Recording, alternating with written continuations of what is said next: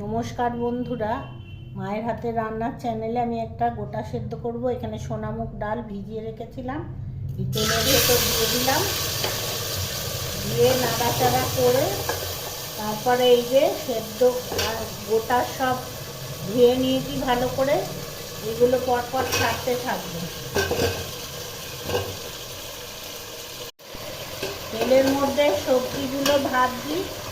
এখানে এই আলু আস্ত দিয়ে দিলাম, এই লঙ্কা, এগুলো সব ছটা ছটা আছে আমার মাপে। ছটা করে মাপ দিয়ে তো করতে হয় ষষ্ঠী, এই জন্যে আমার একার জন্যে এগুলো একটু নাড়াচাড়া করে নিয়ে তারপরে আমি মশলা দেবো।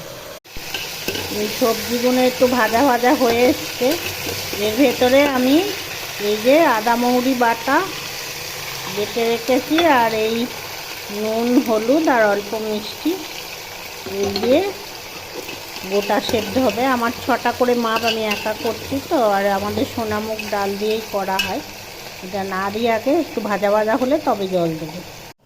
আমার সবজিটা ভাজা ভাজা হয়ে এসছে, আমি এবারে এতে জল দিয়ে চাপা দিয়ে দেবো। এবারে সেদ্ধ হোক, তারপরে দেখছি। এবার হাঁড়িটা আমি চাপা দিয়ে দিলাম, এটা সেদ্ধ হোক খানিকক্ষণ।